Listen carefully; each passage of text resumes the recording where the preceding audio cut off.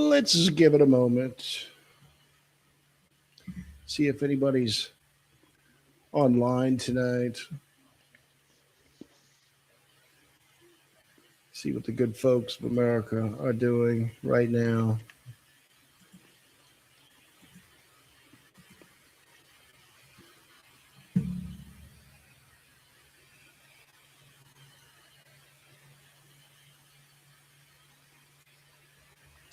We'll just kind of hang out for a minute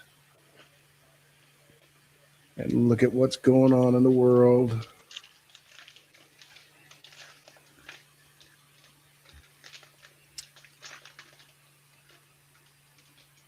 Oh, some people are falling in. Hey, good evening, guys. Kevin Steele with 1813 News, joined by my esteemed friend Joseph Lopez Sr., producer for 1813 News.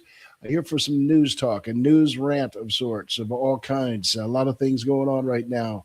This war in question, the election night in question. So many things going on. I just dare you, my friends, to tell us what you think about the election night, about all things news. Newsy only, my friends. News. And Joseph, I will start with you with this fantastic Al Green news. I can't believe the incumbent is losing in this race at this early stage. Well, Kevin, you talk about news rant, and let's think about someone who might be on the receiving end of a news rant tonight, and that would be the staff of Representative Al Green, perhaps soon to be out the door Representative Al Green. There's his sign. When he made a stink at the state of election, at the state of our union just a few nights ago, yep, at our nation's capital, with a sign saying "Black people aren't apes."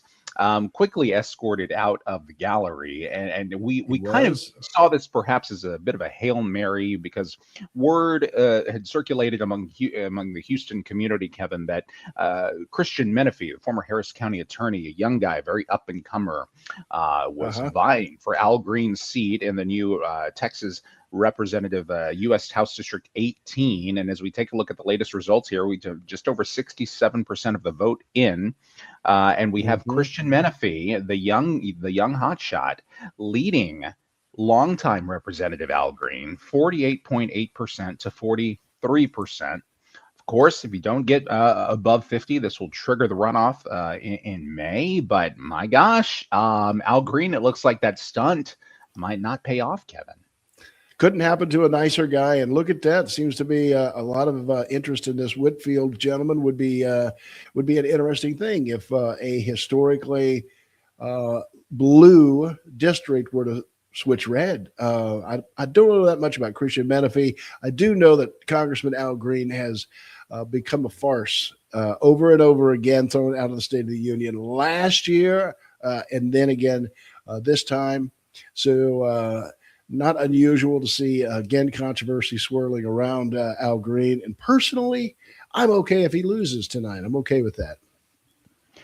Yeah, and I think a lot of people would say the same. Certainly, unfortunately, 29,000 people who voted for him in his new House district would be saddened to see him go, but a fringe minority, if you will. And as speaking of fringe minority, taking a look at the race for the Senate side on the Democrats, and we've heard a lot, very loud voices coming from this group. Jasmine Crockett. And just a few weeks ago, Kevin, James Tallarico was just, he wasn't even a wild card. He was just kind of a nobody, kind of like Doc Chambers in the race for Republican governor. But here we're taking a look at the latest results here, 38% in who will be the Democratic candidate to face off against the Republican candidate in November to represent our state of Texas here in the U.S. Senate. And Crockett's losing. We have 38% of the vote in, and James Tallarico, with more than 50% of the vote, above that 50% threshold, 52.6% to Crockett's 46%. The early votes indicate that Crockett is leading in Black major cities, got a lot of the Dallas County early vote in. Similar results in Houston, in Harris County, and in Tarrant County over in Fort Worth. But Tallarico is leading with whites and Hispanics, and if that trend holds, according to politicos here, Tallarico could pull this off. It's going to be extraordinary if that happens. Jasmine Crockett, of course, has been a live wire and very public. We have sound of her talking just a few minutes ago, pretty ferociously attacking the Republicans. Go ahead and play that.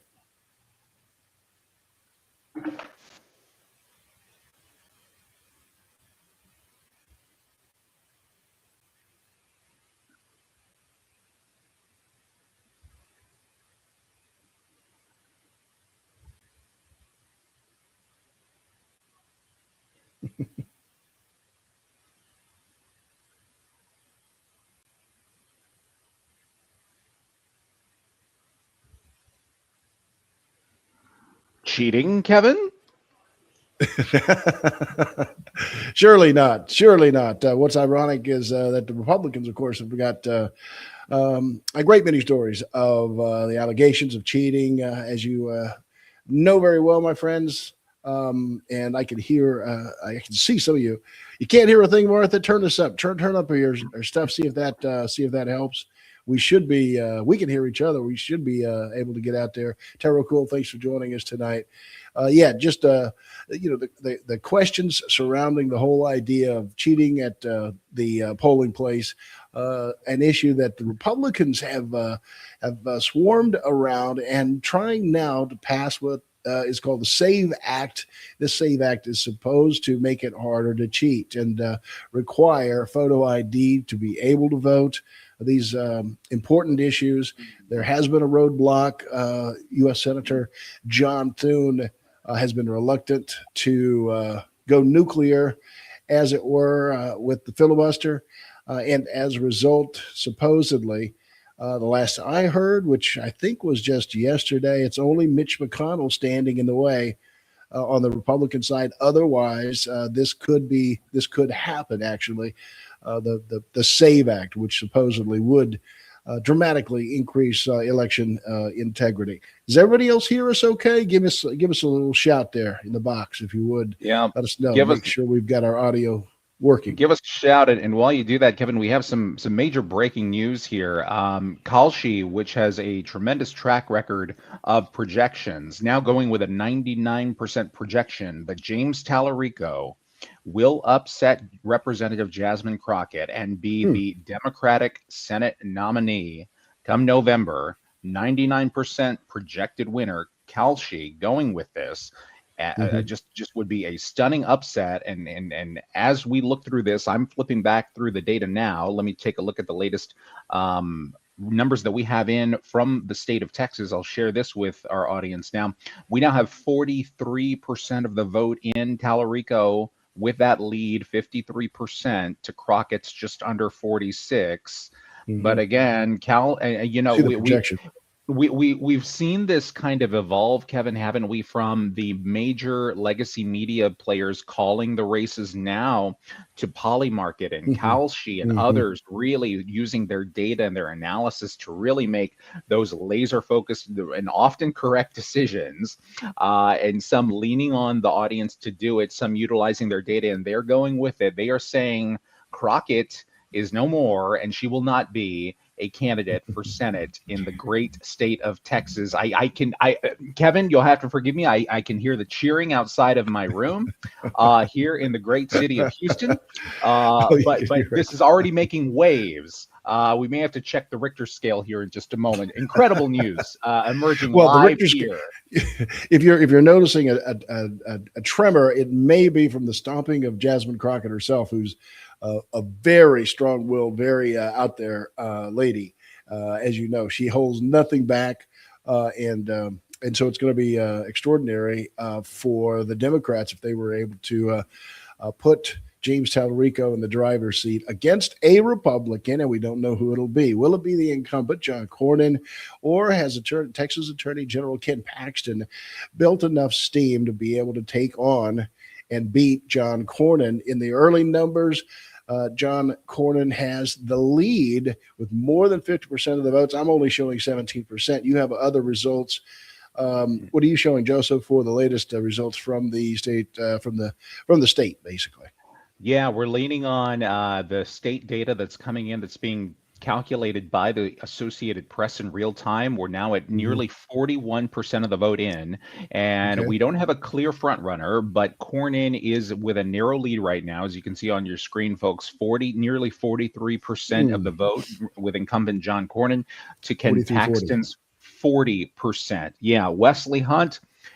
It just depends on which poll you listen to as we led up into the primary. We heard 40-30-30. We heard 40-40-20. It depended on who you polled, you got different results. But Wesley Hunt with just 13% of the vote statewide, it really looks like if this trend holds, and it has so far all night, that we're going to go into May, and it's going to be Cornyn versus Paxton. And if that is the case, Kevin, who is President Trump going to endorse? All three men were in Corpus Christi with the president. All three men got shot with the president.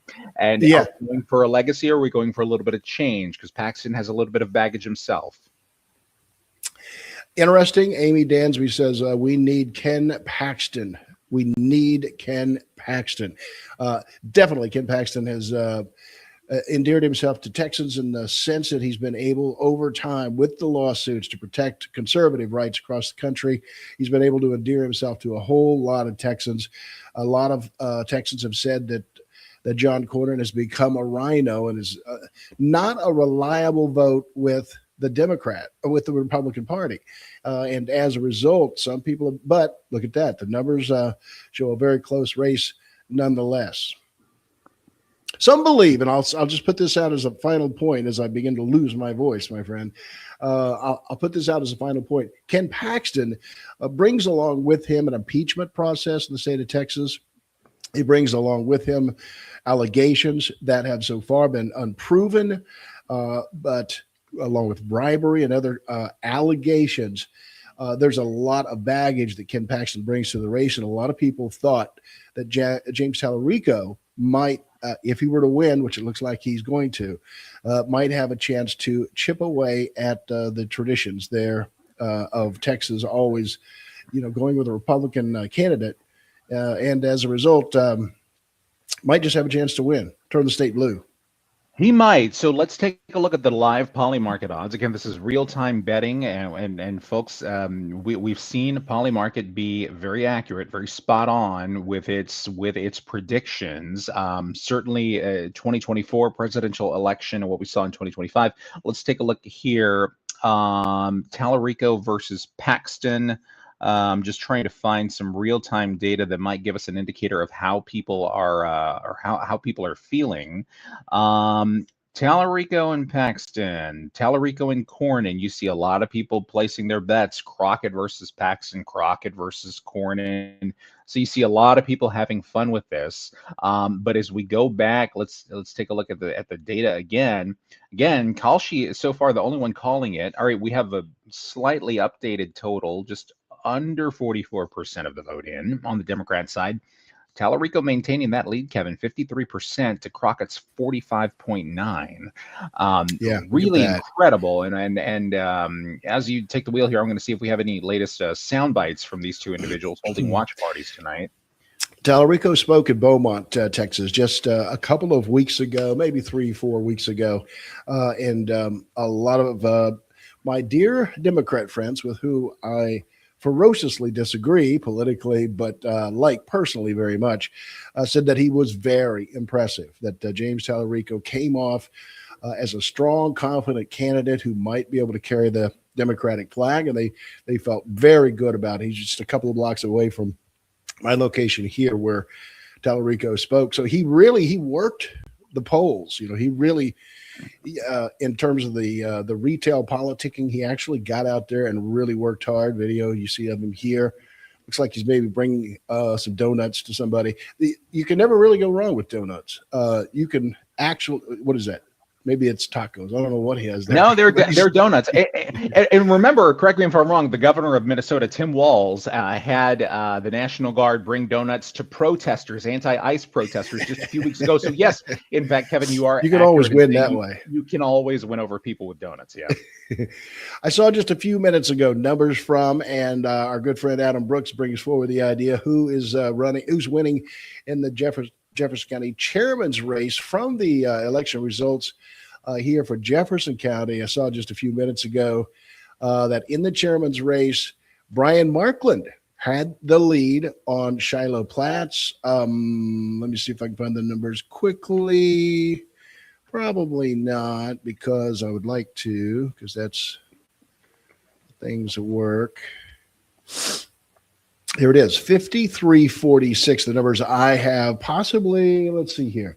Possibly, yeah, these might be somewhat up to date. 53.5% for Brian Markland, 46.46% for Shiloh Platts, and that is with just over 9,000 votes cast, but early, certainly early in the race for any of them. Let me go over some of these because some of these are from the local, since we're being asked about it, might be of interest to our great friends here in Southeast Texas in the JP race out in the Hampshire-Finette area. The incumbent, Justin Chechon, with 62% to Mo Malfino's 37%. Again, very early in the voting. And so, but those are two races that a lot of people, both Brian Babin and our Congressman Randy Weber are blowing away their competition on the Republican primary side tonight. No shock or surprise there. For governor, Pete Doc Chambers, as you've noted, is making an actual showing, but nobody else is really showing up. So Greg Abbott is going to win very easily. He's going to win the Republican nomination to stay in the seat as governor. What are you seeing, my friend? Well, interesting. I'm going to share a clip here. Did I catch you? So, no, actually, mid-bite. Right. But Sorry, Representative Jasmine Crockett, we started tonight's live stream with video in which she alluded to cheating or some sort of malfeasance. Yeah. And I do have a clip here emerging from Dallas County just about 30 minutes ago, where the primary polling hours in Dallas are being extended until 9 p.m. Now, originally we had heard this was 10 p.m., but now apparently this is 9 p.m., but this is just apparently for Democrats. I'm going to roll a quick clip from NBC5 KXAS in Dallas. But already getting a lot of questions on X as to what is going on, because we saw some of these similar soundtracks play out in the 2020 election. Let's see what NBC5 has to say here in about 30 seconds here. Okay.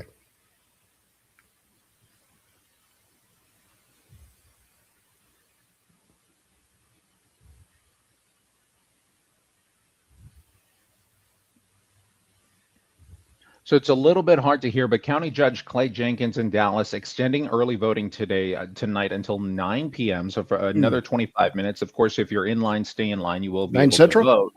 9 Central, just for Democrats. Not giving a reason why, but as we continue the night here, I'm going to see if the county judge has anything on social media to say about this. Very interesting. Not extending it for Republicans. Why might that be the case? Yeah, it's not something we see incredibly often. Yeah. Well, last cycle in Houston, there were some irregularities that caused problems. And there were some changes there were some extended hours in Houston. So we see it on occasion. There's a guy talking to you, Joseph, here tonight. NME is commenting tonight, obviously not referring to me, but clearly referring to you in his, referencing the president, I'm sure. NME, as you may know, is a regular around here. Yes, a regular. We love. How does it go? I love the losers and haters, especially the losers and haters, for they give us content and revenue. But I will say Fox's Bill Maloogian pressed a Dollar Store Obama earlier today about why they supported the Libyan war, which went on for about 7 months without congressional approval, without any need for them to be involved. They supported Obama to go full throttle in Libya. And of course, Representative Jeffries dodged the question. I wasn't in office at the time. It only lasted 7 months, whereas Iran has only lasted a matter of days, and we've quite almost obliterated them. So another dodge and weave from Democrats, but par for the course. And just scanning here, we are seeing confirmation from local reporters on the scene in Dallas. This one, John Basham, I'm familiar with, saying Dallas that the polls will stay open 2 hours later, but only on the Democratic side. Of course, Dallas is heavily Democrat. For those who don't know, it was one of the shocking facts I shared with you, Kevin, after the 2024 election. Dallas County in 2024 went for Kamala 70-30. Not even the state of Connecticut is as blue as Dallas County is. 70-30. That's interesting. Yeah. Right. I'm very surprised at that. Now we know, and that is why the Democrats hold out hope for turning Texas blue, is we know the power in the population centers of the state. Again, Harris County also very strongly blue. Bexar County and the Austin area, all very, very blue areas. Is that enough to turn the tide? Hard to say. Hard to know for 100%, right? The governor's race. Martha asking about the governor's race. Let's jump back over there if you have any numbers to pull up. But I can tell you, Ms. Martha, that Governor Greg Abbott on the Republican side is way, way ahead, winning big. Doc Chambers pulling up a good 10%. So, I mean, he actually made some inroads. I'm a little surprised at a newcomer being able to even do that, and yet he did really, really well here with 10%. But it's going to be Greg Abbott with the Republican nomination. Now, Gina Hinojosa has the lead strongly on the Democratic side. Again, you'd think that the Democrats don't really have a shot in this race, and yet over and over we've seen surprises.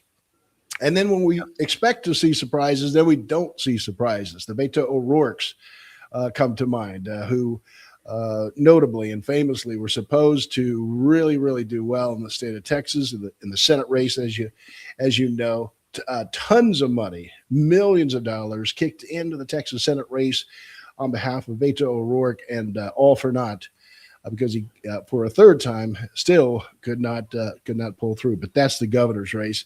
Martha, thank you for your question. I'm most interested tonight in this Senate battle between John Cornyn and Ken Paxton. Wesley Hunt definitely siphoning votes. Where's he siphoning them from? Hard to know for sure, but definitely Wesley Hunt is pulling some votes in here, and maybe it'll result in a runoff between Cornyn and Paxton. At this early stage of the voting, it's hard to tell, but it looks like John Cornyn has I'm showing 51%. You showed, let's see your numbers. I've got 42%. Yeah, we're closing in on half of the votes being counted, and Cornyn and Paxton still neck and neck. We got Cornyn just under 43%, Paxton almost at 41%, and Wesley Hunt at 13%, rounding them out. And you take a look here on the right at the state map, and Wesley, a Houston guy, eclipsed 18% of the vote in Harris County, so did a little bit more favorable in Harris County.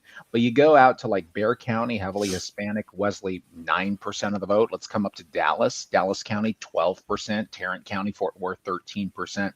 So kind of on that trend line of around 12-13%, just really couldn't do it. Exceptional congressman, no doubt, but just went up against the history and the muscle and arguably the money as well of Cornyn and Paxton. It was not going to be a race to win.